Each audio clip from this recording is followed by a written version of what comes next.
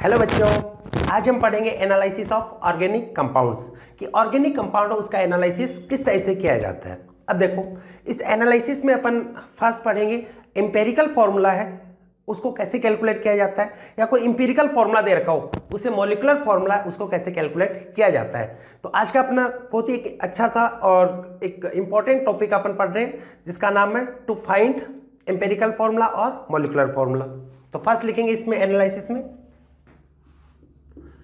to write empirical formula or molecular formula, to write empirical formula,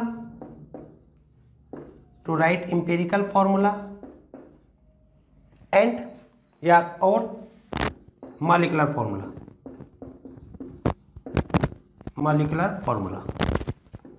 empirical formula कैसे calculate करते हैं, molecular formula है उसको कैसे कैलकुलेट किया जाता है। सबसे पहले तो मैं आपको ये बता रहा हूं कि मॉलिक्यूलर फॉर्मूला और एम्पेरिकल फॉर्मूला में क्या रिलेशन होता है। मॉलिक्यूलर फॉर्मूला होता है molecular formula equal to empirical formula multiply by integer number. It means molecular formula होता है वो कैसे ऑब्टेन होगा, एम्पेरिकल फॉर्मूला है इसका इंटीग्रल मल्टीपल होता है, या ये कह सकते हैं molecular formula is the integral multiple of empirical formula. Clear है? तो बेटा देखिए कैसे लिखेंगे, अपन लिखेंगे मॉलिक्यूलर फॉर्मूला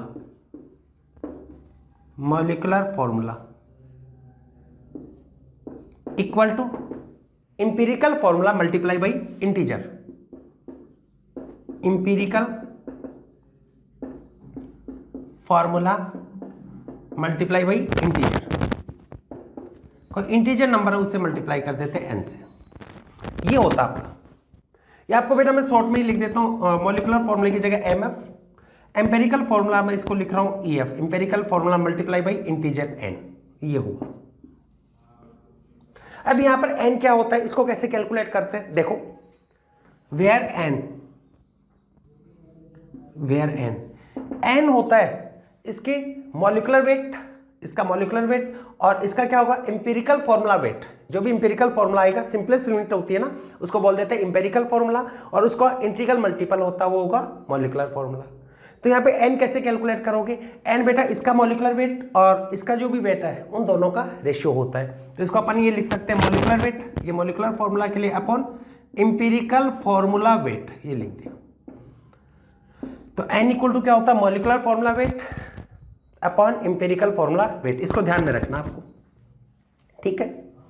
अब बेटा आपको किस टाइप से क्वेश्चन आते हैं और किस टाइप से आप एम्पेरिकल फॉर्मूला है उसको कैलकुलेट करते हो, तो स्टेप वाइज बता रहे हैं आपको कैसे करोगे। 3 स्टेप के अंदर अपन एम्पेरिकल फॉर्मूला है उसको कैलकुलेट करना सीखेंगे। सबसे पहले तो आप जो भी परसेंटेज मास ऑफ एलिमेंट आपको क्वेश्चन में दिया हो रहता है, क्या मिलेगा क्वेश्चन में, परसेंटेज मास ऑफ एलिमेंट, ये मिलेगा, इसको लिखना है। सेकेंड, जो भी परसेंटेज मास है सेकेंड स्टेप में अपन उसको उसके एटॉमिक मास है उससे डिवाइड कर देते हैं जिससे उसके मोल आ जाएंगे, और उनमें से जो मिनिमम मोल होगा उससे सभी को डिवाइड करेंगे तो रिलेटिव मोल्स आ जाएंगे, और relative moles are use to write empirical formula.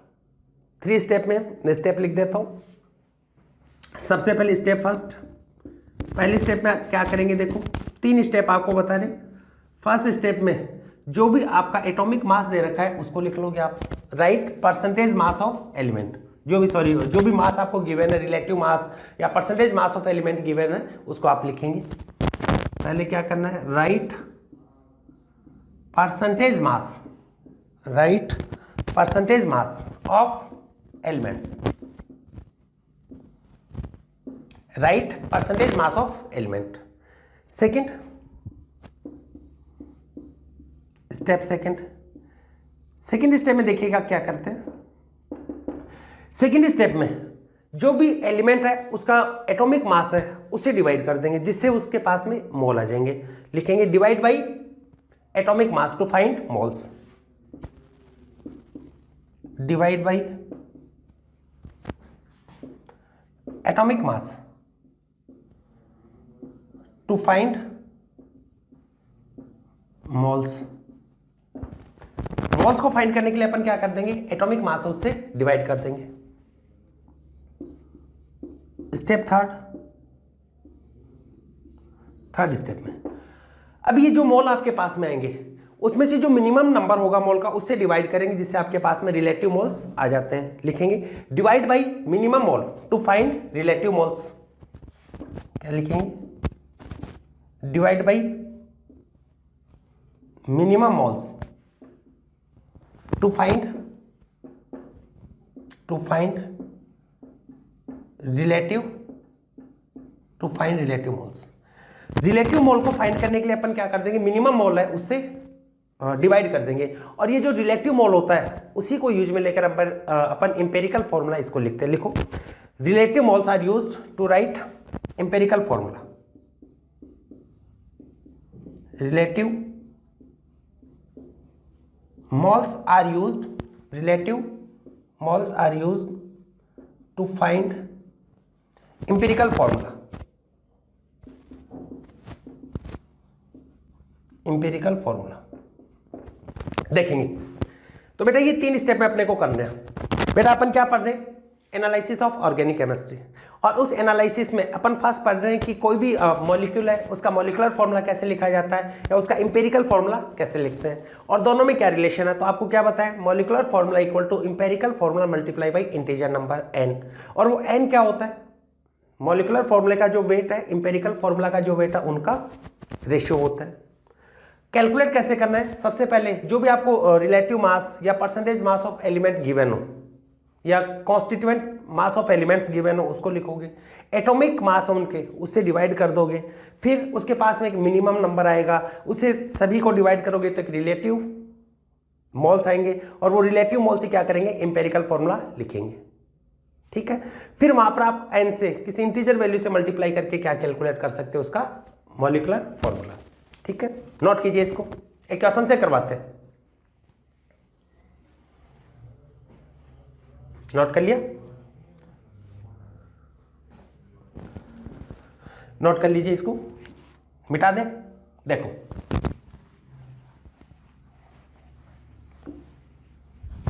बहुत सिंपल सा 3 स्टेप है। परसेंटेज मास को लिखना है, एटॉमिक मास से डिवाइड करके मोल कैलकुलेट कर लो, मिनिमम मोल जहां पर भी आ जाते हैं उससे आप डिवाइड कर देते हैं तो आपके पास में क्या होगा, इंपेरिकल फॉर्मूला आ जाएगा।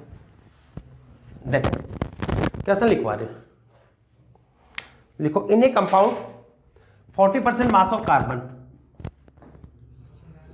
लिखेंगे question, in a compound 40% mass of carbon, 40% mass of carbon, comma 6.66% mass of hydrogen,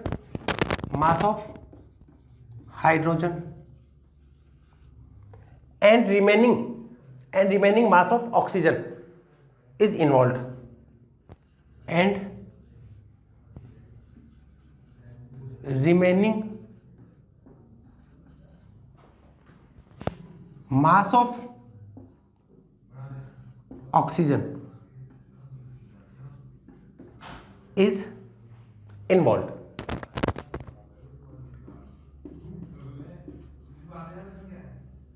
remaining mass of oxygen is involve, और साथ में ये भी दे रखा है यहां पर vapour density of compound is 30,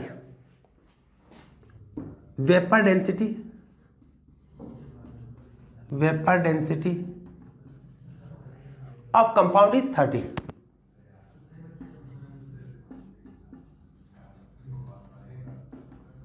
Vapor density of compound is 30। Write the molecular formula। Write the molecular formula of compound।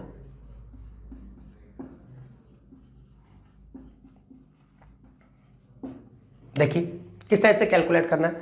सबसे पहले क्वेश्चन देखो, आपको क्या देखा है, एक कंपाउंड है जिसके अंदर जो एलिमेंट प्रेजेंट है उसका एटॉमिक मास आपको गिवन है। तो फर्स्ट स्टेप में आप क्या करते हो, फर्स्ट स्टेप में जो आप जानते हो उसी से स्टार्ट करते हैं। जैसे आपके पास में प्रेजेंट है कार्बन, आपके पास में प्रेजेंट है हाइड्रोजन, और आपके पास में क्या हो गया, ऑक्सीजन, ये आपके पास में प्रेजेंट है। या ये कह सकते हो परसेंटेज ऑफ कार्बन प्रेजेंट है, परसेंटेज ऑफ हाइड्रोजन है, परसेंटेज ऑफ ऑक्सीजन है। कितना कितना परसेंट है मैं उसको लिख रहा हूं। पहले देखो कार्बन कितना है 40, ये बना, और उसके बाद में यहां पे इसने देखा हाइड्रोजन ये 40% है, ये कितना है 6.66। रिमेनिंग किसका होगा, रिमेनिंग ऑक्सीजन का है, तो दोनों को ऐड किया कितना होगा 46.66, 100 से माइनस किया तो कितना होगा 53.34। ये परसेंट किसका हो गया ऑक्सीजन का। अब देखो पहले स्टेप में तो आपने उसका परसेंटेज मास जो भी गिवन है उसको लिख लिया। सेकंड स्टेप में आप क्या करते हैं, उसके एटॉमिक मास है उससे डिवाइड कर देते हैं। सेकंड में क्या था ना, divide by atomic mass to find moles. Atomic mass से डिवाइड करते हैं। बताओ कार्बन का एटॉमिक मास कितना होता है 12 डिवाइड बाई 12 कितना होगा 3.33। ये है 6.66। एटॉमिक मास कितना होता है हाइड्रोजन का 1। ये है 53.34 डिवाइड बाई 16, तो ये भी कितना होगा 3.33। ये आ गया। ये आपकी फर्स्ट स्टेप। इसमें तो जो भी आपका मास है उसको लिख लो परसेंटेज मास को। सेकंड में क्या करते हो, एटॉमिक मास उससे डिवाइड किया तो ये मोल्स बन गए। अब इसके अंदर मिनिमम मोल कौन सा है, मिनिमम मोल कौन सा हो गया 3.33, तो मिनिमम मोल है उससे डिवाइड कर देते हैं सबको, तो डिवाइडेड बाई मिनिमम मोल 33 कितना हो गया 1। 6.66 डिवाइड बाई 3.33 कितना हुआ 2। 3.33 डिवाइड बाई 3.33 कितना हुआ 1। तो ये आपके पास में क्या आ गए रिलेटिव मोल्स, ये आ गए आपके पास में relative moles. And we know relative moles are used to write empirical formula. तो क्या एम्पेरिकल फॉर्मूला होगा इसका, एम्पेरिकल फॉर्मूला क्या होगा आपके पास में C1H2O1 ये हुआ, और n से मल्टीप्लाई कर दोगे तब यहां पे क्या हो जाएगा आपका मॉलिक्यूलर फॉर्मूला। तो ये एम्पेरिकल फॉर्मूला आपका। लेकिन आपसे क्या पूछा है, आपसे तो क्या पूछा है मॉलिक्यूलर फॉर्मूला। तो बेटा मॉलिक्यूलर फॉर्मूला कैलकुलेट करते हैं, then empirical formula multiply by small n। अब देखो स्मॉल n क्या था, मॉलिक्यूलर वेट और एम्पेरिकल फॉर्मूला वेट दोनों का रेशियो था। तो मॉलिक्यूलर फॉर्मूला आप बनाओगे तो बेटा यही लिखोगे ना, molecular formula equal to empirical formula multiply by small n। Then molecular formula equal to क्या होगा CH2O मल्टीप्लाई स्मॉल n। अब देखते हैं कितना होता है स्मॉल n क्या है, तो n इक्वल टू होता है molecular weight divide by empirical formula wait. अब देखो यहां पे मॉलिक्यूलर वेट कितना है इसका, यहां पर देखो आपको क्या गिवन है, vapour density of compound is 30। Vapour density आपको गिवन है, तो वेपर डेंसिटी और मॉलिक्यूलर वेट दोनों में रिलेशन बताया था। क्या था, मॉलिक्यूलर वेट इक्वल टू होता 2 इंटू वेपर डेंसिटी। याद आ रहा है, देखो ये था molecular weight equal to 2 into vapour density. Molecular weight calculation में सिखाया था आपको। तो मॉलिक्यूलर वेट इक्वल टू क्या होता है 2 into vapour density, 2 into vapour density upon empirical formula wait. अब देखो वेपर डेंसिटी आपकी इतनी है 30, तो ये वाला कितना होगा 60 divide by empirical formula wait. इसको कैलकुलेट करो, कार्बन का कितना होता है 12, 2 हाइड्रोजन है ऐड कर दिया 12 प्लस 2 14 प्लस ऑक्सीजन का होता है 16, 14 प्लस 16 कितना हो गया 14 प्लस 16 20 प्लस 10 30, ये हो गया 30। तो n की वैल्यू कितनी आ गई आपके पास में 2। तो n की वैल्यू आपके पास में कितनी आई 2। देन मॉलिक्यूलर फॉर्मूला आप लिखोगे, तो मॉलिक्यूलर फॉर्मूला क्या होगा C2H4O2, C2H4O2 ये आ गया आपके पास में मॉलिक्यूलर फॉर्मूला। समझ में बेटा क्या करना, बहुत सिंपल सा है, एम्पेरिकल फॉर्मूला मॉलिक्यूलर फॉर्मूला। और अक्सर यहाँ पे नीट में क्वेश्चन आ जाता है और ऑलमोस्ट आप सही कर सकते हो, बहुत सिंपल सा है। देखो क्या करेंगे, सबसे पहले क्या किया उसका मास लिख लिया डिवाइड बाई एटॉमिक मास, इससे मोल आ गए। मोल से आपको क्या कैलकुलेट करना है रिलेटिव मोल्स, जिसका यूज आप एम्पेरिकल फॉर्मूला लिखने में करते हैं। रिलेटिव मोल्स कैसे कैलकुलेट करते हैं, divide by moles, minimum moles, minimum mole से डिवाइड करोगे तो ये रेशियो आ गया। ठीक है, तो ये हो गया आपका एम्पेरिकल फॉर्मूला। इसी से मॉलिक्यूलर फॉर्मूला कैलकुलेट करना हो देन मल्टीप्लाई बाई n। और n जो इंटीजर नंबर होता है वो क्या होता है, मॉलिक्यूलर वेट, और इंपेरिकल फॉर्मूला वेट है, दोनों का रेशियो होता है। नोट कीजिए इसको और करवाते हैं। नोट कर लिया? 3 स्टेप है मेरा। फर्स्ट स्टेप में तो आपको मास गिवन है, सेकंड में एटॉमिक मास से डिवाइड करना है, उसके मोल आ जाएंगे, मिनिमम मोल से आप डिवाइड करोगे तो रिलेटिव मोल्स आएंगे। Relative moles are used to write empirical formula, and when empirical formula is multiplied by integer number n, then molecular formula is obtained, and small n is molecular weight of compound upon empirical formula weight, दोनों का ratio होता है। लिखो, लिख लिया इसको, मिटा दें? देखो और करवाते हैं।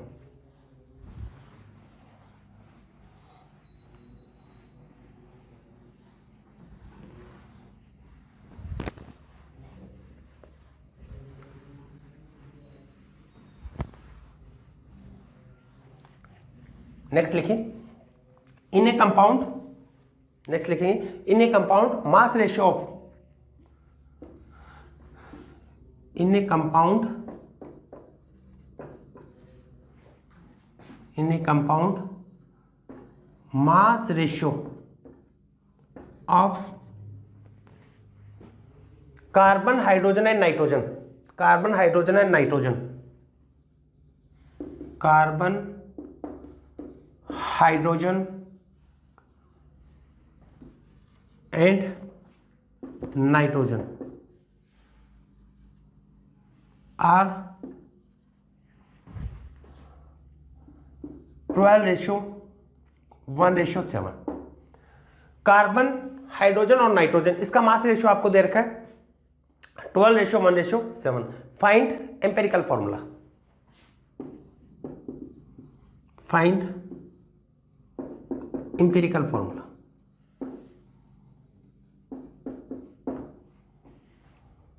एक चीज और बता देते हैं कि अगर आपको कॉन्स्टिट्यूएंट का मास दे रखा हो, ऐसे रेशियो में दे रखा हो, किसके प्लेस पर, परसेंटेज मास की जगह पर, तो इसको डायरेक्ट यूज में ले सकते हो।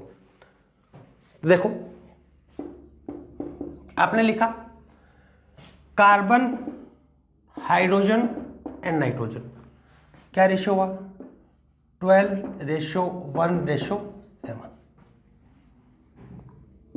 ये हुआ। अब यहां पर आप क्या करते हो, मास लिख लिया, पहला स्टेप तो वो सिंपल है, जो भी गिवन है उसको लिख लेते हैं, चाहे वो मास रेशियो है या फिर परसेंटेज मास है। सेकंड में क्या करते हैं, इसके एटॉमिक मास से डिवाइड कर देते हैं, divide by atomic mass to find moles. Carbon का एटॉमिक मास कितना होता है 12, डिवाइड बाई 12। हाइड्रोजन का कितना होता है 1, डिवाइड बाई 1। और नाइट्रोजन का कितना होगा 14, तो डिवाइड बाई 14, तो कितना आ गया 1/2, ये हुआ 12 रेशो, ये सॉरी बेटा ये है 2 और 7, 12:2:7 ये हुआ। अब देखो यहाँ पे रिलेटिव मोल कैलकुलेट करने, रिलेटिव मोल का कैलकुलेशन कैसे होता है, यहाँ पे जो भी मिनिमम मोल है उससे आप डिवाइड कर देते हो। ये तो आपके पास में मोल्स आ गए, इसके आपको कैलकुलेट करना relative mole to find empirical formula. तो रिलेटिव मोल कैलकुलेट करने के लिए आप क्या करते हो, डिवाइड बाई मिनिमम मोल, कितना मिनिमम हाफ, तो 1 डिवाइडेड बाई 1/2, तो second term third term sorry ऊपर आएगी तो कितना होगा 2, 2 डिवाइड बाई 1/2 तो कितना हो गया 4, और 1/2 डिवाइड बाई 1/2 तो कितना हो गया 1। ये रिलेटिव हो गया। और जो रिलेटिव मोल्स हो गए उसी का यूज किसके लिए आप करेंगे, to write empirical formula. Then empirical formula is क्या होगा C2H4n, ये हो गया आपका एम्पेरिकल फॉर्मूला। ठीक है, तो एक लाइन लिख लेना, if mass of constituent are given place of percentage mass then it can be used directly. लिख लेना, if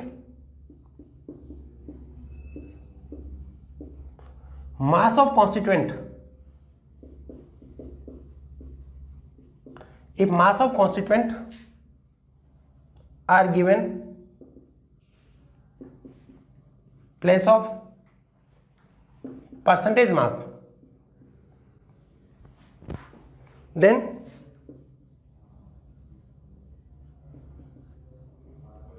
it can be direct used. तो इसको अपन डायरेक्ट यूज में ले सकते हैं। क्लियर हुआ?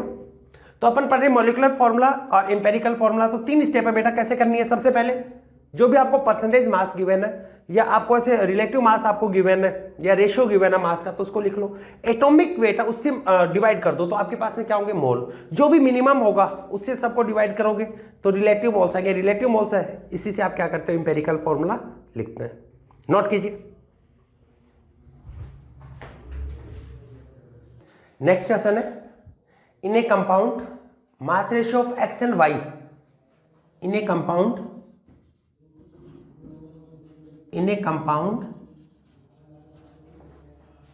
mass ratio of x and y is 1:2। एक कंपाउंड है जिसके अंदर अपन ये मान लिया कि मास रेशियो x और y का वो है 1:2 and mass of their atomic weight and mass of their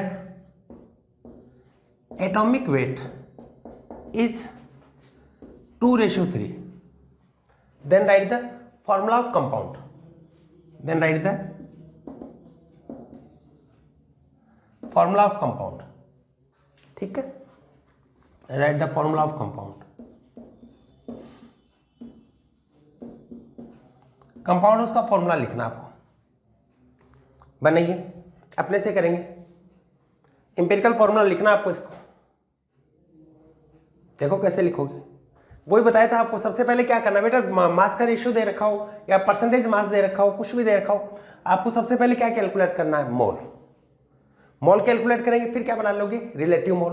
और रिलेटिव मोल से उन्हीं का यूज एम्पिरिकल फॉर्मूला है उसको लिखने में किया जाता है। देखिएगा,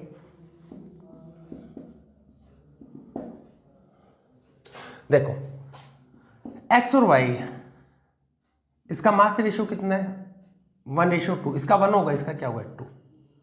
मोल, मोल।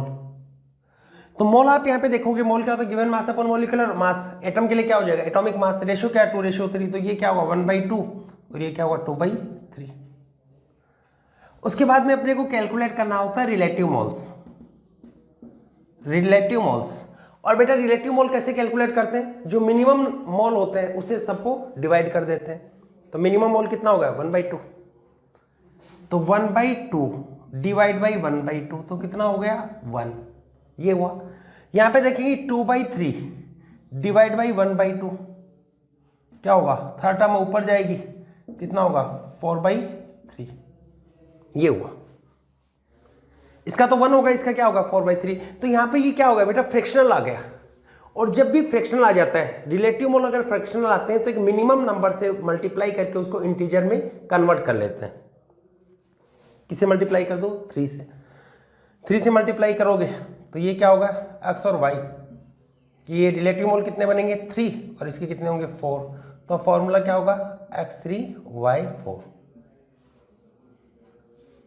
तो आपको क्या बताया, if relative moles are fractional then it should be multiply by minimum number to convert in integer value. Clear हुआ, लिख लेना ये भी। इफ रिलेटिव मोल्स, if relative moles are fractional then it should be multiply, then it should be multiply by a minimum number to convert it into integer value. तो इसको एक मिनिमम नंबर है उससे मल्टीप्लाई कर देते हैं ताकि किस में कन्वर्ट हो जाए, इंटीजर वैल्यू में। नोट कीजिएगा इसको। बेटा परसेंटेज मास दे रखा हो, मास रेशियो दे रखा हो, कुछ भी ऐसा दे रखा हो, तो आपको सबसे पहले क्या कैलकुलेट करना है, उसका मोल। फिर क्या बना लोगे, relative mole. And we know that relative moles are used to write empirical formula. And if relative moles are fractional, then it should be multiply a minimum number to convert in integer value. Clear है? Note कर लीजिए इसको. अपन बेटा पढ़ रहे हैं integer, अपन पढ़ रहे हैं कि एम्पेरिकल फॉर्मूला है वो कैसे कैलकुलेट किया जाता है, एम्पेरिकल फॉर्मूला उससे मॉलिक्यूलर फॉर्मूला कैसे बनाते हैं. ठीक है, एक ऐसा नोट करवाते हैं, इस पे देखिएगा, लिख लिया इसको, आगे देखो.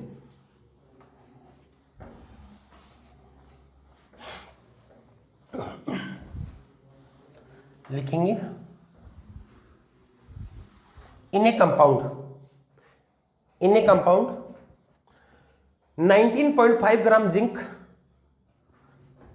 लिख देता हूं मैं, इन a compound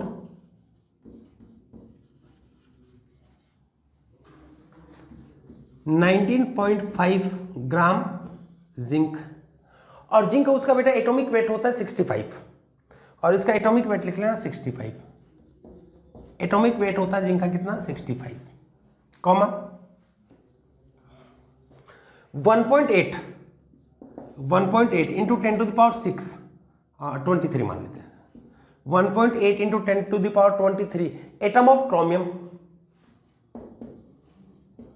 atoms of chromium, and 0.9 mole of oxygen atom, 0.9 mole of oxygen are present.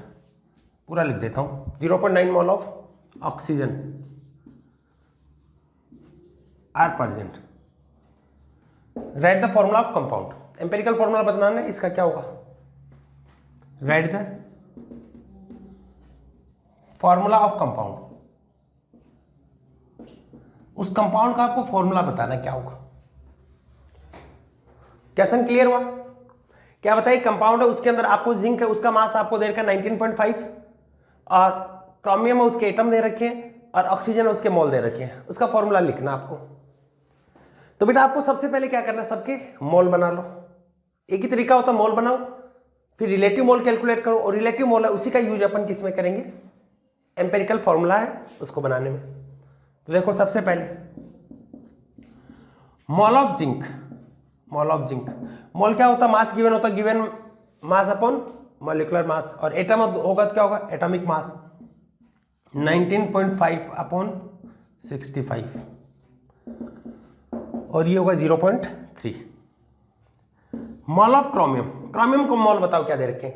Number of atom दे रखा हो तो आपको ये बताया, number of atom equal to क्या होता है? मोल इंटू अवोगाद्रो नंबर, और वैल्यू ऑफ अवोगाद्रो नंबर आप जानते हैं क्या होता है? 6 इंटू 10 टू द पावर 23. देखो यही तो था, number of atoms equal to mole, small line से लिख रहा हूं, इंटू अवोगाद्रो नंबर कितना होता है? 6 into 10 to the power 23. Then number of mole, ये मोल किसके बराबर होगा? नंबर ऑफ एटम जो भी डिवाइड बाई अवोगाद्रो नंबर, ये होता है. तो यहाँ पे क्रोमियम एटम इसके नंबर दे रखे हैं, तो नंबर दे रखे इसको आपको किस में कन्वर्ट करना है? इसके मोल में कन्वर्ट करना है. तो नंबर कितने? 1.8 into 10 to the power 23 divide by Avogadro number 6 into 10 to the power 23. कितना हुआ? इसमें भी 0.3. क्लियर है? और ऑक्सीजन उसके तो डायरेक्ट आपको मोल दे रखे हैं, ऑक्सीजन उसके डायरेक्ट मोल आपको कितने दे रखे? 0.9, ये होगा 0.9. ये आपने इसके मोल कैलकुलेट कर लिए. और फॉर्मूला बनाने में अपने को क्या करना होता है? रिलेटिव मोल देखना होता है. रिलेटिव मोल कैसे कैलकुलेट करते हैं? ये जो भी मोल आता है उसको अपन मिनिमम जो भी मोल होता है उसे डिवाइड कर देते हैं. तो रिलेटिव मोल्स यहां पे लिख रहा हूं, रिलेटिव मोल्स क्या होगा? Zinc, chromium and oxygen 0.3 divide by 0.3 कितना हो गया? 1. क्रोमियम के लिए भी 0.3 डिवाइड बाई 0.3 कितना होगा? 1. और ऑक्सीजन में कितना? 0.9 डिवाइड बाई 0.3, तो कितना हो गया? 3. ये इसके रिलेटिव मोल्स आ गए, और relative moles are used to write empirical formula. तो इसको यूज में लेंगे अपन, क्या होगा? ZnCrO3. तो ये होगा इसका फॉर्मूला. तो बेटा बहुत सिंपल सा होता है एम्पेरिकल फॉर्मूला. क्या करते हो आप? और मॉलिकुलर फॉर्मूला दोनों में रिलेशन क्या होता है, मॉलिकुलर फॉर्मूला इक्वल टू होता है empirical formula multiply by N, और एन क्या होता है, इंटीजर वैल्यू, और वो इंटीजर वैल्यू किसकी इक्वल होती है, molecular weight upon empirical formula weight, दोनों का रेशियो होती है। कैलकुलेट करने के लिए आप क्या करोगे, किस टाइप से फॉर्मूला बनाओगे, उसको लिखने के लिए आपने सबसे पहले क्या करोगे, मोल देखो, मोल बनाओ उसके, कोई भी टर्म दे रखा हो, मास दे रखा हो तो given mass upon atomic mass, number दे रखा हो तो given number upon Avogadro number, तो उसके मोल बना लो। फिर जो मिनिमम मोल आता है उसको सबसे डिवाइड कर दो, तो आपके पास में क्या होगा, रिलेटिव मोल्स बनेंगे, और रिलेटिव मोल्स है इन्हीं को यूज में अपन लेते हैं फॉर्मूला लिखने में। क्लियर हो? Next, to determine percentage mass of, to determine percentage mass of element, to determine percentage mass of element in organic compound, in organic compound, कोई ऑर्गेनिक कंपाउंड आपके पास में, उसके अंदर परसेंट एलिमेंट है, उसके परसेंटेज मास है, इसको आपको बताना है। ठीक है, तो बेटा परसेंटेज के लिए जो आप बचपन से सीखे हैं सिर्फ वही मेथड लगाना है। तो परसेंटेज मास ऑफ एलिमेंट क्या होगा, उस एलिमेंट का mass upon total mass of compound multiply by 100। तो क्या लिखेंगे, percentage mass of element, percentage mass of element equal to mass of element, mass of element upon mass of compound, mass of compound multiply by 100, ये होता है। तो कोई भी compound है उसमें किसी एलिमेंट का परसेंटेज मास आपको कैलकुलेट करना, तो ऐसे करोगे मास of element upon mass of compound multiply by 100। ठीक है, और आपको ये बता देते हैं कि कोई भी एलिमेंट है उसके मास को डिटरमाइन करने के लिए या उसको मेजर करने के लिए इनडायरेक्ट मेथड है, उनको यूज में लेते हैं। लिखेंगे मास of element, mass of element is measured indirectly, mass of element is measured indirectly, indirect method है उसको काम में लेते हैं। जैसे आपको बताने की estimation of carbon and hydrogen, और इसके मास को डिटरमाइन करने के लिए या मेजर करने के लिए एक मेथड काम में लेते हैं जिसको बोला जाता है लिबिक मेथड बोलते हैं। देखो क्या इनडायरेक्ट मेथड होता है, इसको नोट कीजिएगा बेटा। जहां पर भी परसेंटेज की बात है ना तो वो सिंपल सा होता है, नीचे तो आप क्या लिखो टोटल, ऊपर जिसके लिए भी कैलकुलेट करना उसको लिखो मल्टीप्लाई बाई 100। नोट कर लिया इसको। देखो आगे लिखेंगे estimation of carbon and hydrogen, estimation of carbon and hydrogen. Next लिखिएगा एस्टिमेशन ऑफ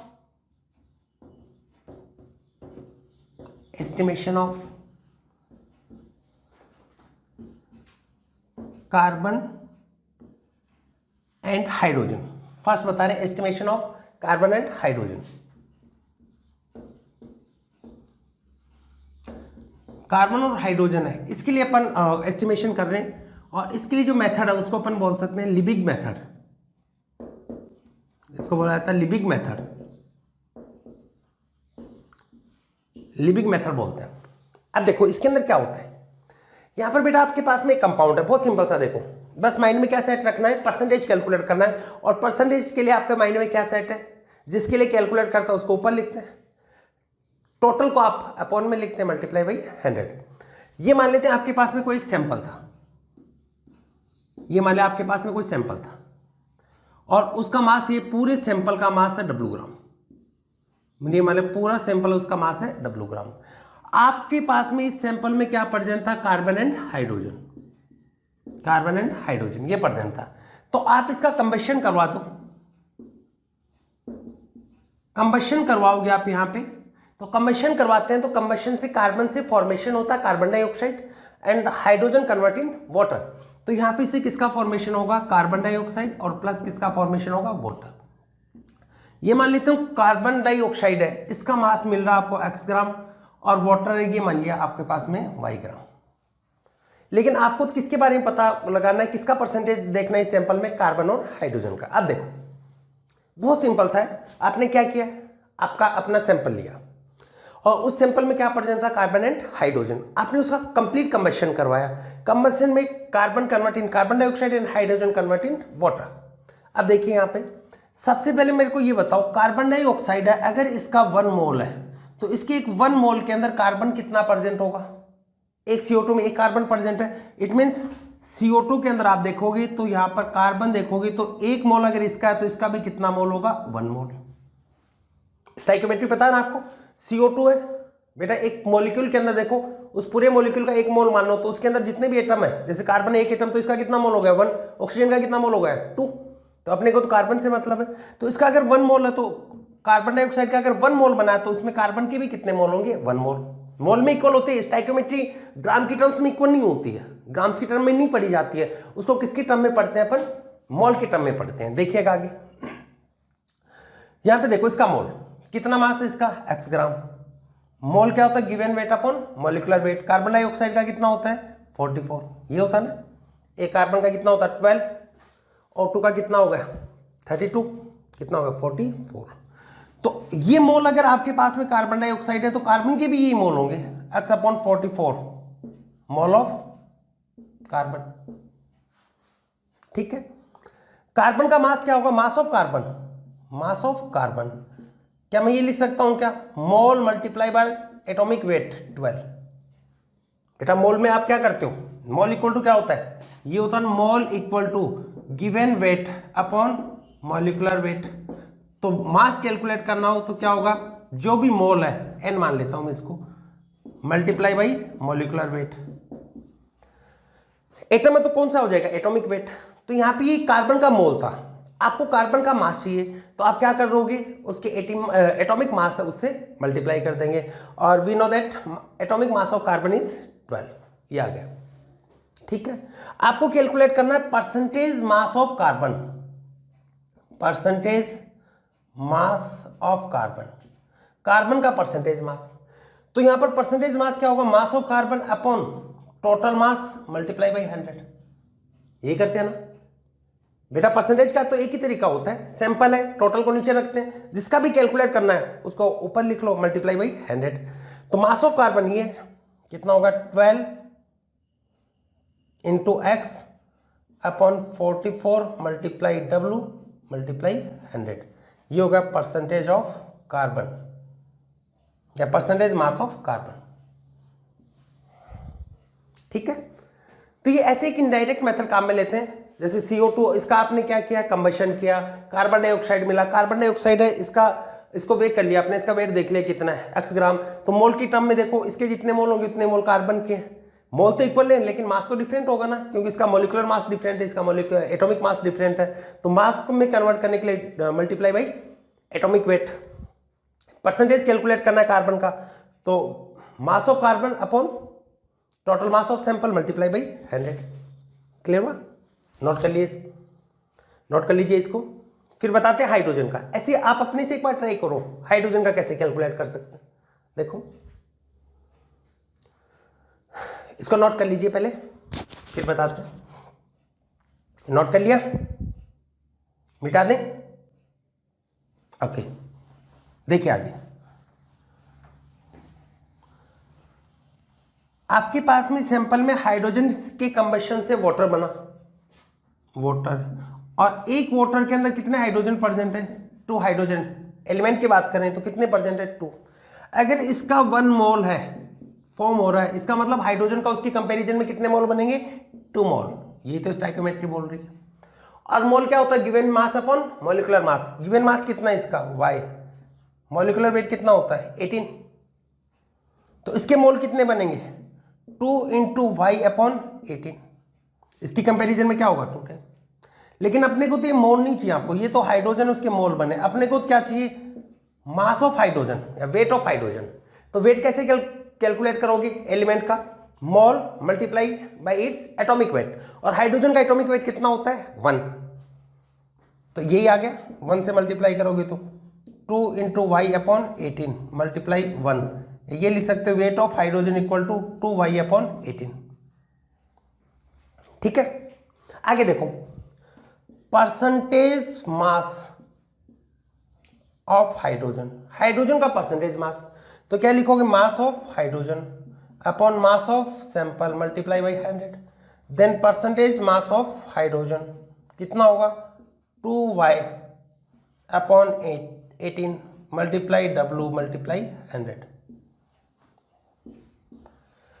तो इस टाइप से आप परसेंटेज मास से इसको कैलकुलेट कर सकते हैं। बेटा क्या बताया आपको, बहुत सिंपल सा मेथड है। क्या होता है, मास कैलकुलेट करना हो, ऊपर क्या होगा उस एलिमेंट का आ जाएगा, अपॉन में क्या होगा उस सैंपल या जो टोटल कंपाउंड हो उसका मास आएगा मल्टीप्लाई बाई 100। तो इस टाइप से इनडायरेक्ट मेथड इनको यूज में लेते हैं for calculation of atomic mass, sorry percentage mass of element in organic compound. Note कर लीजिए इसको और करवाते हैं। एस्टिमेशन ऑफ हेलोजन है, सल्फर है और फॉस्फोरस है। इसके लिए एक मेथड दिया गया था जिसका नाम था करियस मेथड। इसको नोट कर लीजिए, फिर करवाते हैं करियस मेथड। नोट कर लिया, ओके चले आगे लिखो। सेकेंड है एस्टिमेशन ऑफ, सेकेंड वन लिखिएगा, estimation of halogen, sulphur and phosphorus. Estimation of halogen, sulphur and phosphorus लिखो। Second one estimation of halogen, sulphur and phosphorus in organic compound. देखो इसका एस्टिमेशन करना है और इसके लिए जो मेथड होता है ना वो आपका होता है करियस मेथड।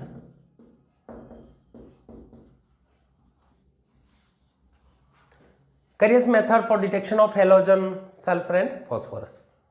इसमें फर्स्ट बता रहे हैं एस्टिमेशन ऑफ हेलोजन।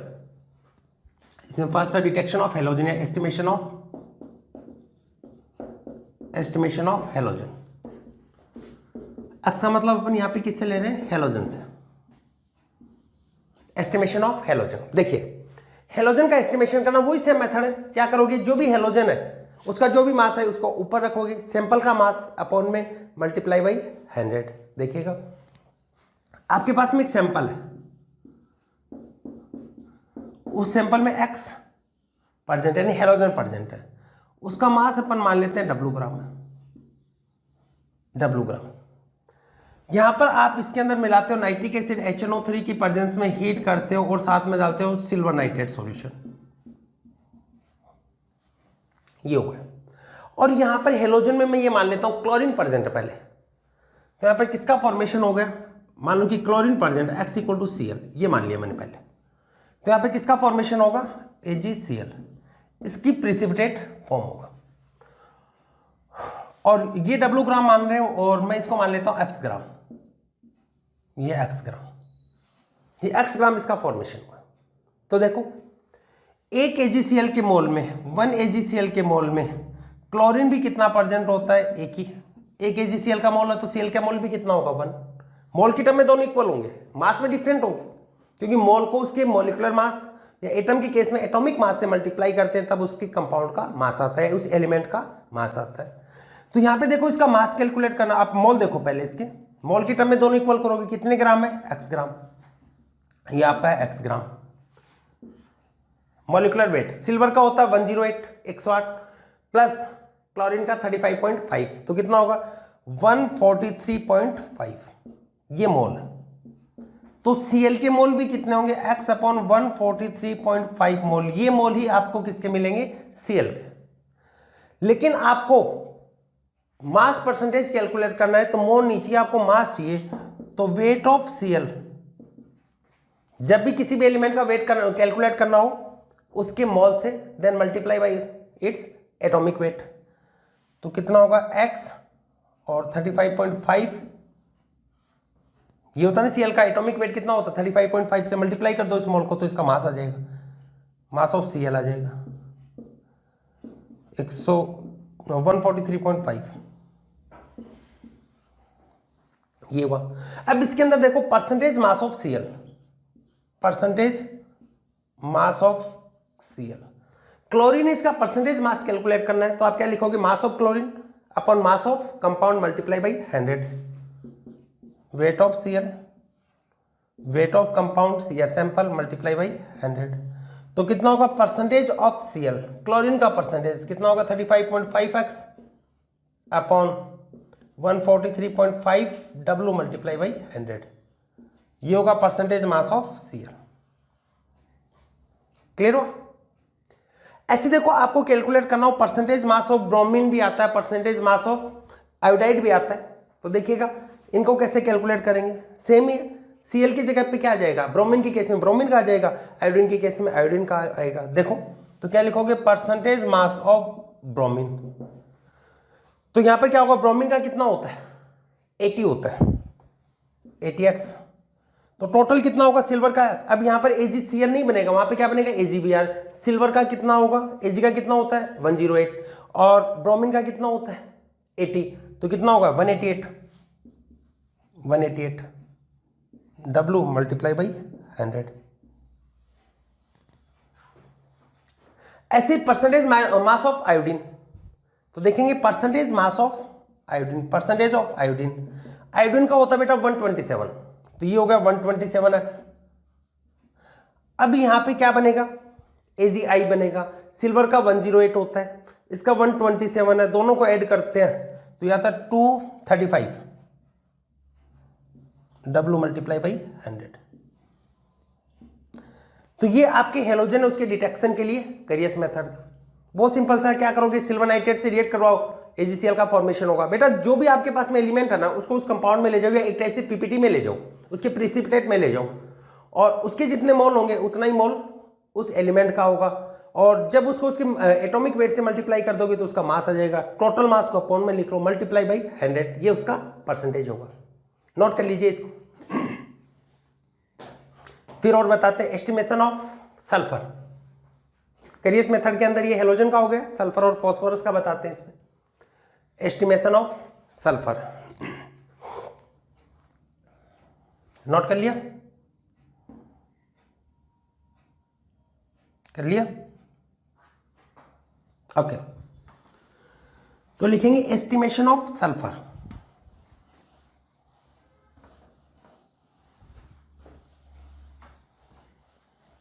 देखो सल्फर है उसका डिटेक्शन कैसे करेंगे,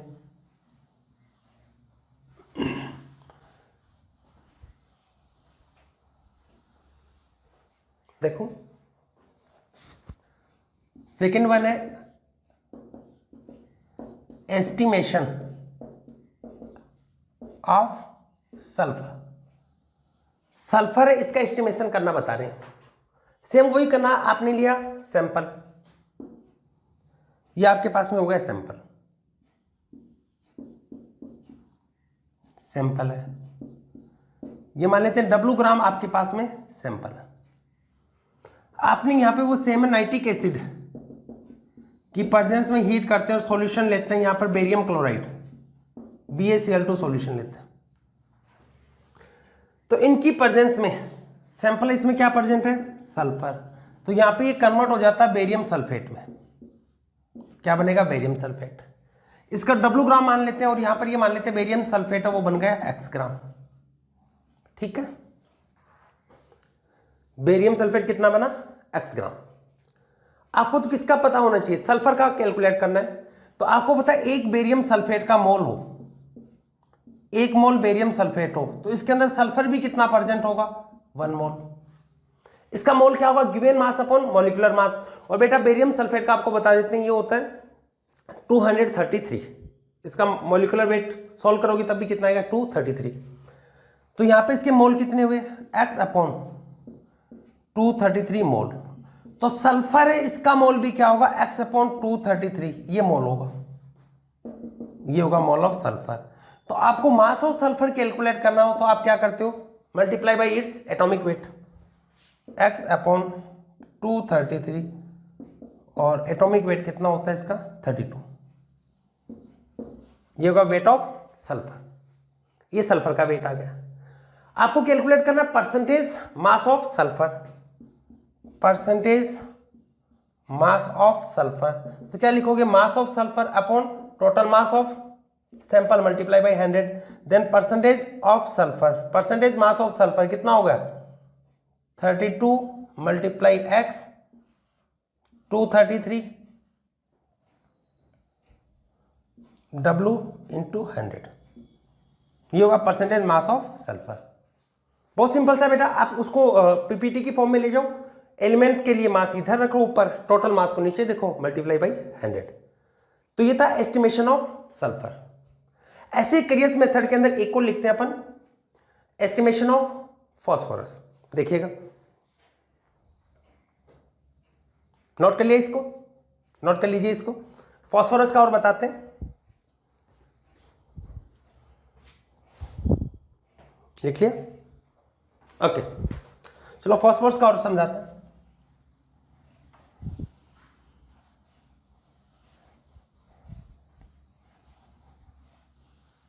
लिखो estimation of phosphorus. Estimation of phosphorus, phosphorus का एस्टिमेशन करते हैं। इसी के अंदर थर्ड मेथड है एस्टिमेशन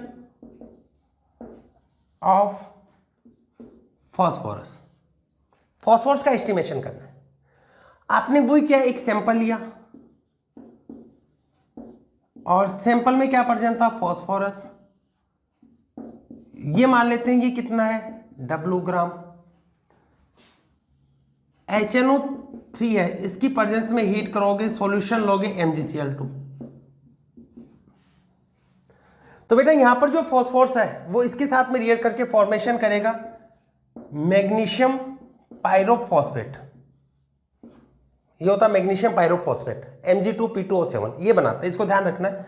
ये होता मैग्नीशियम पायरोफॉस्फेट, और अपन ये मान लेते हैं ये कितना बन गया है, X ग्राम, ये बन गया है। तो वही सेम करना अपने को। आपका पीपीटी ये बना है मैग्नीशियम पायरोफॉस्फेट, ये आपका कंपाउंड बना है, तो ये होगा मैग्नीशियम पायरोफॉस्फेट। इसके अंदर फॉस्फोरस चला गया आपका, कितने फॉस्फोरस गए, 2। इट मींस मैग्नीशियम पायरोफॉस्फेट है, इसका 1 मोल होगा, तो उसमें फॉस्फोरस की कितने मोल प्रेजेंट होंगे, 2 मोल। बेटा इसका 1 मोल होगा तो इसके कितने मोल होंगे, 2 मोल। ठीक है, अब इसके मोल हैं कितने, मोल equal to magnesium pyrophosphate, given mass कितना है, X ग्राम। मोलिकुलर मास होता है इसका 222, ये ध्यान रख लेना। तो इसके भी कितने मोल बनेंगे, 2 इंटू, इससे डबल बनेंगे, इसका 1 मोल बन रहा है तो इसकी कंपैरिजन में कितना होगा, 2 टाइम डबल होगा, तो 2x अपॉन 222। ये तो आपके पास में क्या बना, मोल। लेकिन आपको क्या चाहिए, इसका मास। तो मास ऑफ फॉस्फोरस, मास कैलकुलेट करते हैं तो एटॉमिक वेट है, उससे मल्टीप्लाई कर देंगे। फॉस्फोरस का कितना होता है बताओ, कितना होगा, 31। 2x इंटू 31 डिवाइड बाई 20, 222, ये मास ऑफ फॉस्फोरस है। Then percentage mass of phosphorus, percentage mass of phosphorus क्या होगा, परसेंटेज मास, सेल्फ का मास फॉस्फोरस का upon total mass multiply 100, mass of phosphorus upon mass of sample multiply by 100। तो कितना हुआ, percentage of phosphorus, कितना मास हो गया, 31 मल्टीप्लाई 2, 62, ये लिख सकते हैं ना, 62 into x upon 22 into W total mass multiply by 100। तो ये था परसेंटेज मास ऑफ फॉस्फोरस। तो लिविंग मेथड है, उससे तो आप किसको एस्टिमेट करते हो, कार्बन एंड हाइड्रोजन को। करियस मेथड से किसको करोगे, सल्फर, हेलोजन, सल्फर और फॉस्फोरस को। और भी मेथड बताएंगे अभी, अब डुमास मेथड होता है, केजल-डेल मेथड होता है नाइट्रोजन के लिए, तो इनको भी आगे अपन डिटेल में पढ़ेंगे, इसको नोट कीजिएगा। नोट कर लिया। नेक्स्ट देखिए, नेक्स्ट है estimation of nitrogen. Next heading लिखेंगे एस्टिमेशन ऑफ नाइट्रोजन, कि नाइट्रोजन इसका एस्टिमेशन कैसे किया जाता है। और बेटा नाइट्रोजन इसके एस्टिमेशन के लिए 2 मेथड अपन काम में लेते हैं, एक तो होता है डुमास मेथड और एक होता है जेल-डेल मेथड। देखिएगा किस टाइप से इसका एस्टिमेशन किया जाता है, लिखेंगे एस्टिमेशन ऑफ नाइट्रोजन।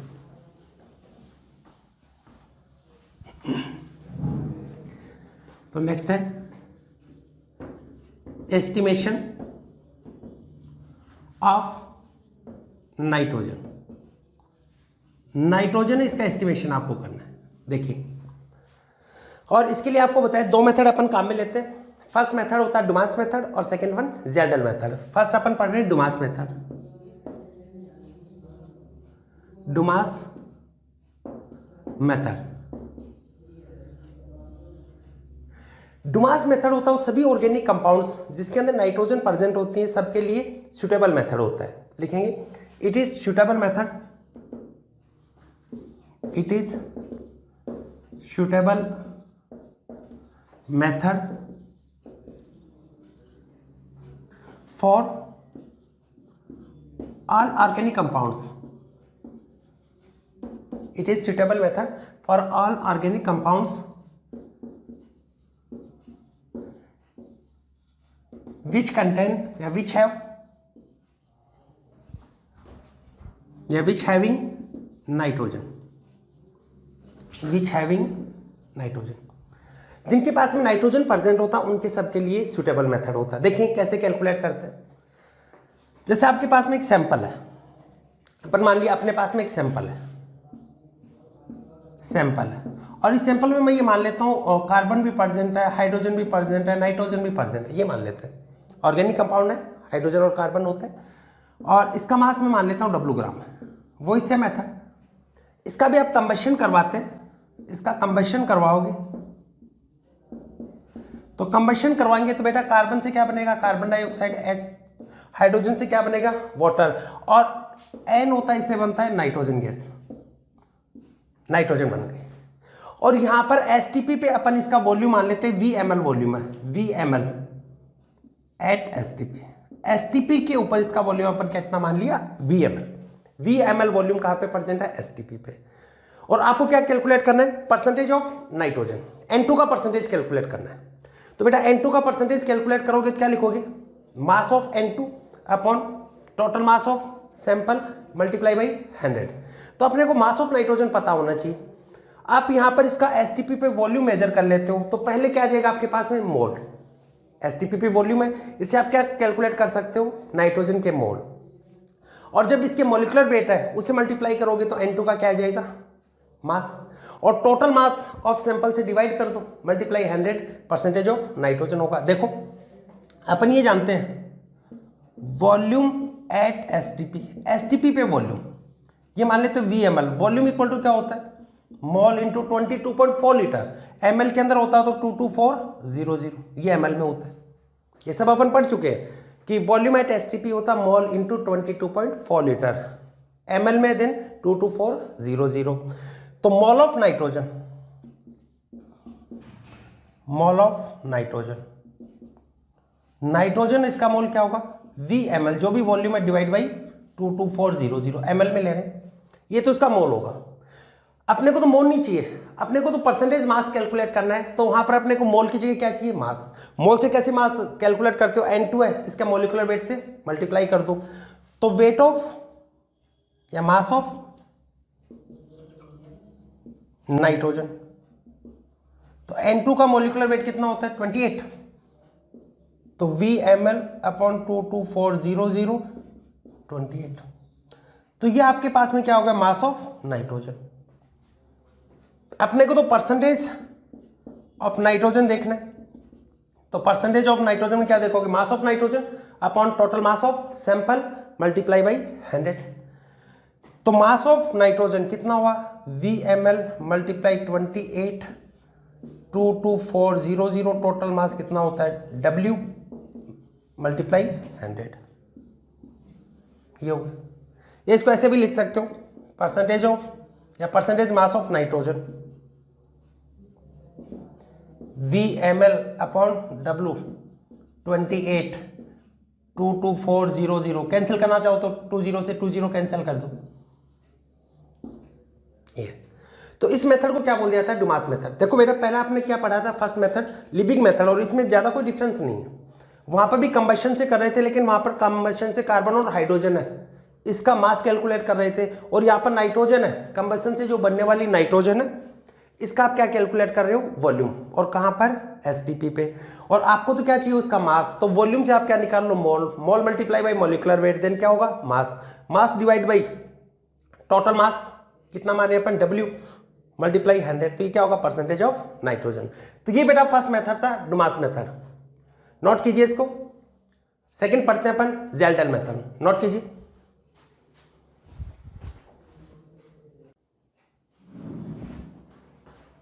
मिटा दे, देखिए नेक्स्ट लिखेंगे जेल्डल मेथड।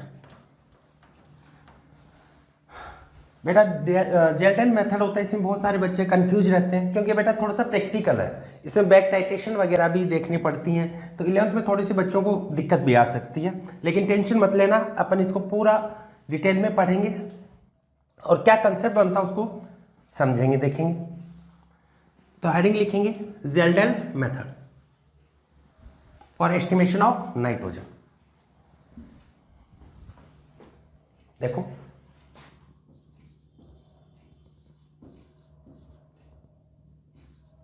जेल्डल्स मेथड, देखिए इस जेल्डल मेथड में क्या करते हैं, अपने को क्या करना है, ऑर्गेनिक कंपाउंड है जिसके अंदर क्या प्रेजेंट है, नाइट्रोजन, उसका एस्टिमेशन करना है, उसका में नाइट्रोजन कितना परसेंट प्रेजेंट है, इसका अपने को पता लगाना है, डिटेक्ट करना है। तो देखो इसके लिए बेटा मैं पार्ट वाइज इसको समझाता हूँ। आपके पास में सबसे पहले एक जेल्डल फ्लास्क होता है, इस टाइप का होता है, जिसमें ये फ्लास्क ना, इसकी गर्दन ऐसे लंबी रहती है ऊंट की तरह ऐसे, और इसको ऐसे कॉटन से ब्लॉक कर देते हैं। इसके अंदर प्रेजेंट होता है, जेल्डल फ्लास्क बोलते हैं बेटा इसको। यहां पे प्रेजेंट होता है ऑर्गेनिक कंपाउंड, आपका organic compound which contain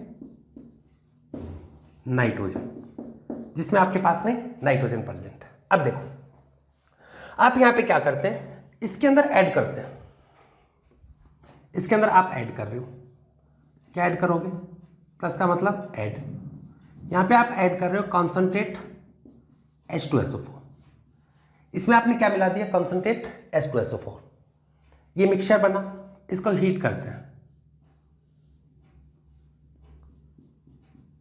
this mixture is heated, और साथ में यहां पे एज ए कैटलिस्ट यहां पर डाल देते हैं कॉपर सल्फेट डाल देते हैं, ये किसकी तरह बिहेव करता है, कैटलिस्ट। मरकरी वगैरह भी डाल देते हैं, मरकरी सेलेनियम, लेकिन कॉपर सल्फेट जनरली यूज में लेते हैं क्योंकि मरकरी सेलेनियम ये पॉल्यूटेंट होते हैं। साथ में इसके बॉइलिंग पॉइंट को इंक्रीज करने के लिए बॉइलिंग इलेवेटर भी ऐड कर देते हैं ताकि इसका टेम्परेचर बढ़ जाए। ये होता है potassium sulphate K2SO4, not so important, लेकिन आपको फिर भी थोड़ा ध्यान रख लेना कि यहाँ पे क्या करते हैं, माइंड में सेट रखना है पिक्चर। क्या सेट रखोगे, ये आपके पास में एक जेल्डल फ्लास्क है और इसके अंदर आपने ऑर्गेनिक कंपाउंड डाला आपने, जिसका मास अपने को पता रहता है, कितना मास अपन इसका कंसिडर कर लेते हैं, W, ये मान लिया, जिसमें आपके पास में नाइट्रोजन प्रेजेंट है। अब आगे देखिए, इसमें आपने किसको ऐड किया, कॉन्सनट्रेट H2SO4। तो यहाँ पे देखो कंसंट्रेट H2SO4 यहाँ पे आपने मिला है, तो इसमें प्रेजेंट जो नाइट्रोजन है, ऑर्गेनिक कंपाउंड में प्रेजेंट नाइट्रोजन है, वो आपकी कंसंट्रेट H2SO4 के साथ में रिएक्ट करके अमोनियम सल्फेट का फॉर्मेशन कर लेती है। क्या बना लेगी, ammonium sulphate. What is this students, this is ammonium sulphate, क्योंकि आपका ammonium sulphate, it form ammonium sulphate. तो फर्स्ट पार्ट में देखिएगा अपन ने क्या किया, अपने जेल्डल फ्लास्क लिया, उस जेल्डल फ्लास्क के अंदर आपने ऑर्गेनिक कंपाउंड मिला। सोचिए आंख बंद करके आपके पास में एक जेल्डल फ्लास्क है, उसमें आपने ऑर्गेनिक कंपाउंड डाला, फिर उसके अंदर किसको मिक्स किया, कॉन्सनट्रेट H2SO4 को, किसका फॉर्मेशन होगा, अमोनियम सल्फेट का फॉर्मेशन होगा। क्लियर है। अब देखो सेकेंड पार्ट में अपन क्या करते हैं, यहां पर अमोनियम सल्फेट है, उसके साथ में अपन डालते हैं NaOH। अपने को यहां पर देखो क्यों डाल रहे हैं इसे, अपना यहां पर मकसद होता है, जो मेन मकसद अपना वो क्या है, इससे आपको नाइट्रोजन वाला ये जो कंपाउंड बन रहा है ना, इसको अमोनिया में कन्वर्ट करना। क्लियर हुआ। तो यहां पे देखो अपन ने क्या किया, सेकंड वाला पार्ट बता रहा हूं मैं, सेकंड पार्ट में यहां पे क्या करते हैं, इस टाइप का एक फ्लास्क लेते हैं, राउंड बॉटम फ्लास्क बोल देते हैं, ऐसा ऐसे राउंड बॉटम फ्लास्क लेते हैं, इसको भी हीट करते हैं। ये होता है राउंड बॉटम फ्लास्क। इसके अंदर इस जेल्टन मिक्सचर को डाल देते हैं और इसके अंदर पहले से प्रेजेंट होता है NaOH। पहले से क्या प्रेजेंट होता है? NaOH। किसको मिला दिया? यहाँ से आपने इसमें क्या डाल दिया? Ammonium sulphate. ठीक है, फिर से बता रही, आपने क्या लिया? आपके पास में क्या बना था फर्स्ट पार्ट में? जेल्टन फ्लास्क के अंदर अमोनियम सल्फेट। इसको आपने ट्रांसफर किया, ammonium sulphate is transferred in round bottom flask which already contain sodium hydroxide, जिसके पास में पहले से क्या प्रेजेंट होता है? NaOH प्रेजेंट होता है। इसके अंदर आपने मिलाया। फिर देखो यहाँ पर जब इसको हीट करोगे, इसके आपस में रिएक्शन होगी, अमोनियम सल्फेट है वो NaOH के साथ में रिएक्ट करता है, तो यहाँ पर फॉर्मेशन होता है अमोनिया का फॉर्मेशन होता है। तो यहाँ पे क्या बनेगा? अमोनिया। यहाँ पे किसका फॉर्मेशन हो गया? अमोनिया। इस अमोनिया को आपने एक कॉनिकल फ्लास्क में ले लिया और उस कॉनिकल फ्लास्क में पहले से प्रेजेंट होता है H2SO4, और वो भी H2SO4 कौन सा होता है? Standard H2SO4। स्टैंडर्ड H2SO4 इसका मतलब क्या हुआ? स्टैंडर्ड सॉल्यूशन का मतलब होता है उसकी नॉर्मेलिटी का अपने को पहले से पता होता है, उसका वॉल्यूम अपने को पहले से पता होता है। तो ये मान लेते हैं इसकी नॉर्मेलिटी है N1 और वॉल्यूम है V1। क्लियर हुआ? फिर से समझा रहे हैं। पहले आपने क्या लिया था? ऑर्गेनिक कंपाउंड, उसमें आपने किसको मिक्स किया? Concentrate H2SO4। आपके पास में क्या फॉर्म हो गया? Ammonium sulphate. उस अमोनियम सल्फेट की रिएक्शन आपने किसके साथ में करवाई? NaOH के साथ में। जैसे NaOH के साथ में यहाँ पर रिएक्शन करवाओगे तो किसका फॉर्मेशन होगा? अमोनिया बनेगी। और उस अमोनिया को आपने टाइट्रेट किया, इसको बेटा टाइट्रेशन बोल देते हैं, स्टैंडर्ड H2SO4। और यहाँ पर जो स्टैंडर्ड H2SO4 लेते हैं वो एक्सेस में लेते हैं, बहुत ज़्यादा अमाउंट में लेते हैं। स्टैंडर्ड इसका मतलब उसकी नॉर्मेलिटी अपने को पता है, उसका वॉल्यूम अपने को पता है। अब देखो आपने क्या किया, आपके पास में यहाँ पर अमोनिया बन गई। वो अमोनिया है वो किसके साथ में रिएक्ट करेगी? H2SO4 के साथ में। क्लियर हो गया? अब यहाँ पर इसका तो टोटल वॉल्यूम पता है, लेकिन कितनी अमोनिया इसके साथ में रिएक्ट करी है इसका अपने को नहीं पता। देखो यहाँ पर रिएक्शन ये हो रही है, अमोनिया रिएक्ट विथ H2SO4, कौन सा? स्टैंडर्ड, और यहाँ पर फॉर्मेशन होगा फिर से अमोनियम सल्फेट, ये बना। लेकिन अपने को ये नहीं पता कि अमोनिया कितना बना है। H2SO4 तो एक्सेस में, इसकी कुछ अमाउंट के साथ में रिएक्ट कर लेगी, कुछ अमाउंट तो यूज हो जाएगी और कुछ अमाउंट लेफ्ट होगी। अब कितनी अमाउंट लेफ्ट है ये देखना अपने को, कितनी अमाउंट लेफ्ट है। तो इसके लिए बेटा यहाँ पर इसकी बैक टाइट्रेशन करते हैं, बैक टाइट्रेशन करते हैं, इसको बोल देते हैं बैक टाइट्रेशन। इस बैक टाइट्रेशन में आपने क्या किया, यहाँ पर जो सॉल्यूशन बन रहा है इसको दोबारा से टाइट्रेट करते हैं, किसके साथ में? NaOH के साथ में। देखो NaOH लेते हैं, स्टैंडर्ड सॉल्यूशन लेते हैं NaOH का। ये इस टाइप का एक इंस्ट्रूमेंट होता है जिसका नाम होता है ब्यूरेट, इसके अंदर लिया स्टैंडर्ड NaOH। आपने लिया यहाँ पर स्टैंडर्ड NaOH, जिसकी नॉर्मेलिटी अपन मान लेते हैं N2 है, वॉल्यूम V2, और आपने ये वाला इसको टाइट्रेट कर रहे हो इधर थर्ड वाले पार्ट में, ये आपका कॉनिकल फ्लास्क। तो इसके अंदर बेटा कुछ H2SO4 है, वो तो किस में कन्वर्ट हो चुका है? अमोनियम सल्फेट में। लेकिन कुछ H2SO4 की अमाउंट यहाँ पर लेफ्ट है, यहाँ पर लेफ्ट H2SO4 है, उसको ये वाला न्यूट्रलाइज करेगा, इसको न्यूट्रलाइज ये करेगा। तो न्यूट्रलाइज करेगा तो एक पॉइंट ऐसा आएगा जहां पर इसको ये कंप्लीट न्यूट्रलाइज कर दिया, उसको बोल देते हैं एंड पॉइंट। वहां पर दोनों के ग्राम इक्विवेलेंट है, उसको इक्वल कर देते हैं। तो एट एंड पॉइंट, इसी को इक्विवेलेंट पॉइंट भी बोल देते हैं या इक्विवेलेंस पॉइंट भी बोल देते हैं। एट एंड पॉइंट जहां पे कंप्लीट न्यूट्रलाइज हुआ, कौन NaOH है, ये किसको न्यूट्रलाइज कर रहा है?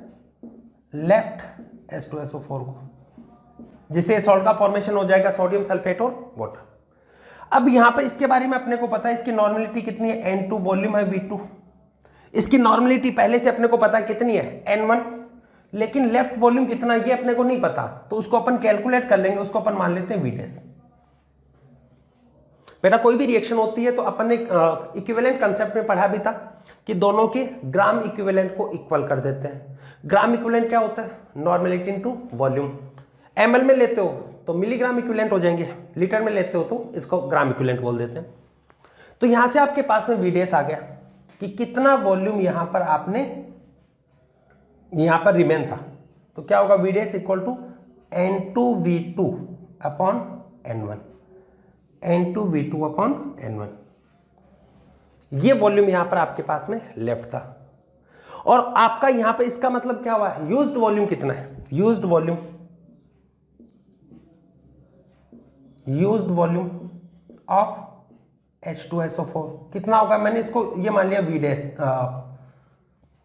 क्या मानोगे इसको? V मान लो, कुछ भी मान लो आप, तो क्या होगा V इक्वल टू, या V डबल डैश मान लिया मैं, V double dash equal to क्या होगा? पहले कितना वॉल्यूम था? V1। ये आपके पास में लेफ्ट था, इसको माइनस कर दो V डैश को, तो आपके पास में क्या होगा? Used volume. ठीक है, इसका मतलब यहां पर जब अमोनिया ने इसके साथ में न्यूट्रलाइज किया, इसके साथ में रिएक्ट किया, तो वहां पर इसका कितना वॉल्यूम यूज में हुआ है? V डबल डैश वॉल्यूम, जो किसके बराबर? V1 minus V dash. Clear हुआ? आगे देखो, अब यहां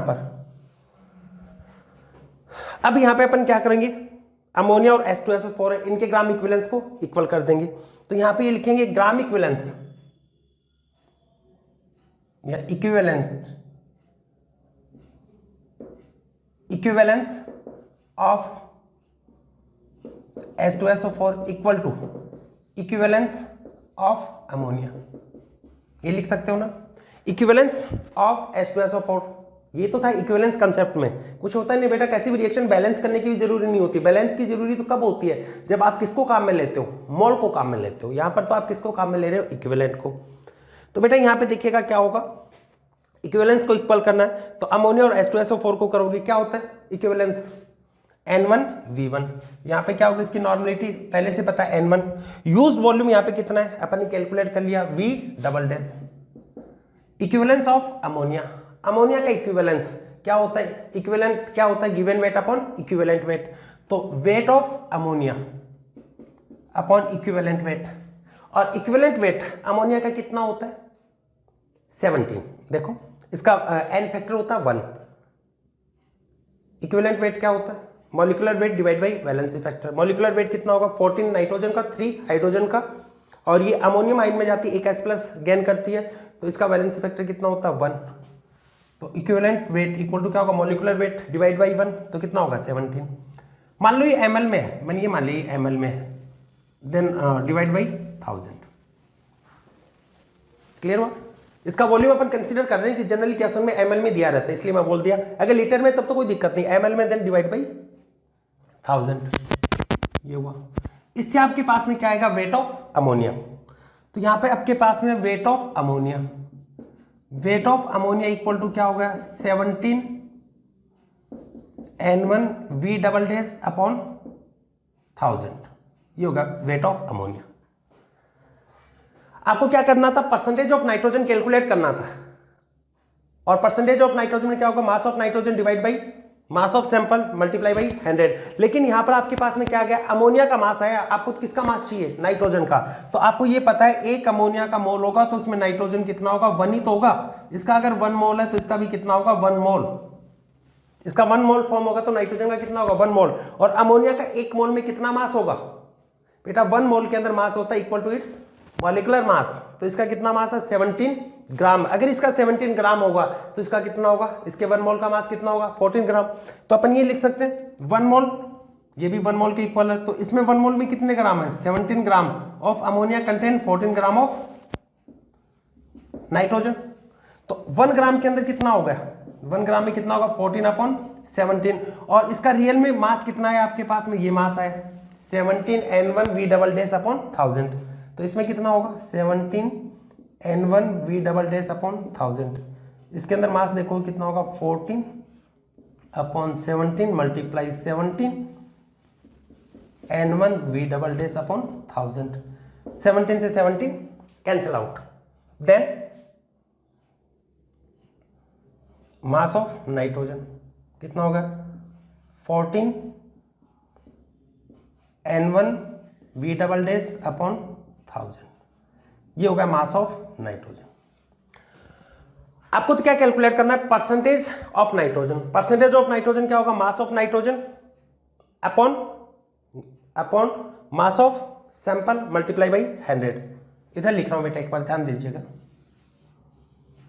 तो परसेंटेज ऑफ नाइट्रोजन देखिएगा, परसेंटेज ऑफ नाइट्रोजन क्या होगा, मास ऑफ नाइट्रोजन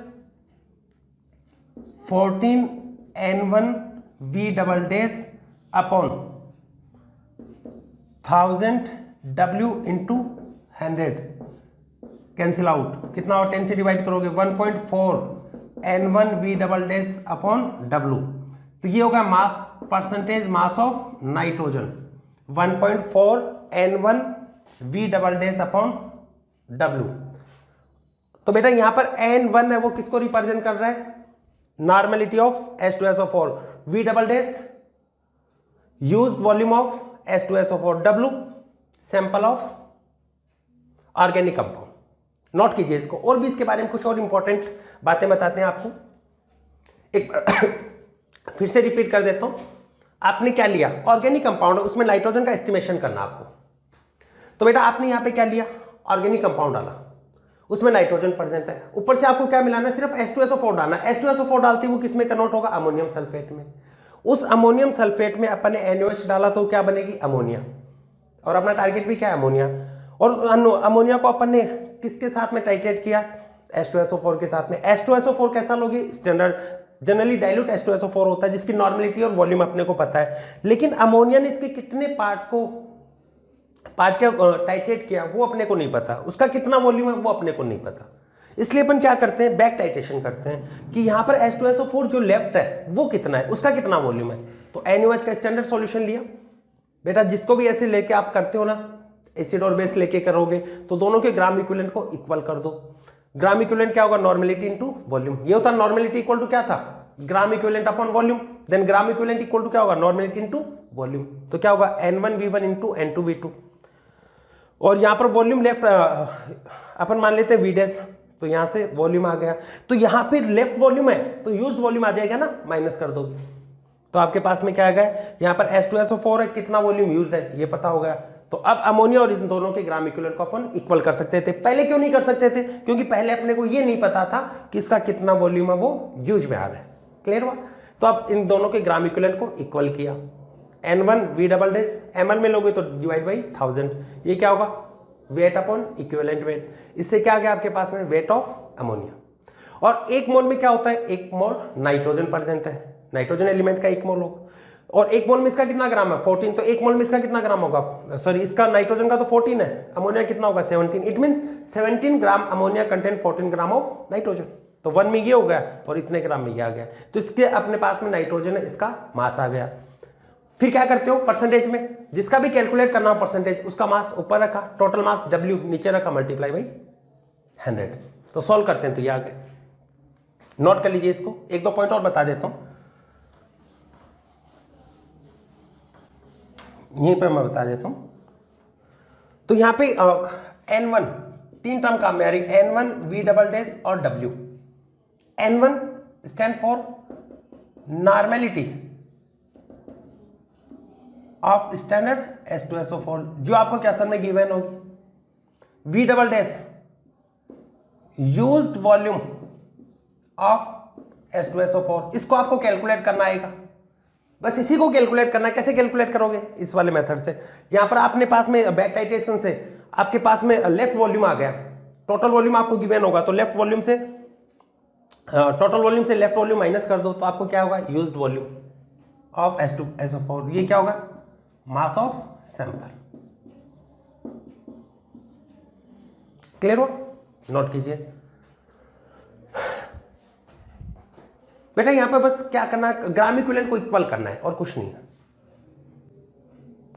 टारगेट के बच्चों को 13 के बच्चों के लिए बहुत ही इजी होता है। हालांकि 11th में कुछ बच्चों को दिक्कत आ सकती है, लेकिन बेटा एक दो बार प्रैक्टिस करेंगे तो माइंड में क्लियर होता जाएगी। फर्स्ट स्टेप में ये करना है, सेकंड में ये करना है। अपने को लास्ट में अमोनिया इसका वेट कैलकुलेट करना था जिससे आपके पास में नाइट्रोजन का आ जाए, और उसके लिए आपको H2SO4 है इसका यूज्ड वॉल्यूम पता होना चाहिए। वो यूज्ड वॉल्यूम बैक टाइटेशन से कैलकुलेट कर लेते हैं। अब एक और आता है डुमास मेथड है, वो तो बेटा सबके लिए एप्लीकेबल होता है। All kind of nitrogen organic compound which having nitrogen. लेकिन ये वाला किसके लिए एप्लीकेबल होगा, किसके लिए नहीं होगा? ये वाला कंपाउंड बेटा तब एप्लीकेबल नहीं होता, सॉरी ये वाला method Kjeldahl method is not useful when nitrogen directly attach with oxygen. Kjeldahl method not applicable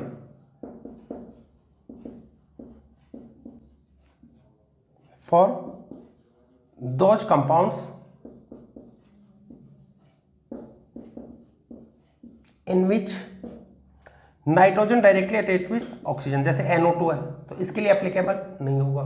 azo type के कंपाउंड है, इस टाइप के एजो कंपाउंड है जैसे एजोबेंजीन होती है ना, इसमें एप्लीकेबल नहीं होगा। और नाइट्रोजन प्रेजेंट इन रिंग, जब ऐसे रिंग में प्रेजेंट होता है जैसे पाइरिडीन है, इसमें भी एप्लीकेबल नहीं होगा। क्यों नहीं एप्लीकेबल होगा? क्योंकि यहाँ पर अमोनिया इसका फॉर्मेशन नहीं हो पाएगा, ठीक है ना, N2 वगैरह गैस बनेगी। तो डुमास मेथड तो आप यहाँ पर अप्लाई कर सकते हो, लेकिन यहाँ पर जेल्डेन मेथड है वो एप्लीकेबल नहीं होता। तो ये था बेटा आपका परसेंटेज मास कैलकुलेट करने के मेथड, ठीक है। तो एक बार बेटा इसको अच्छे से प्रैक्टिस कीजिए। मिलते हैं नेक्स्ट लेक्चर में। All the very best.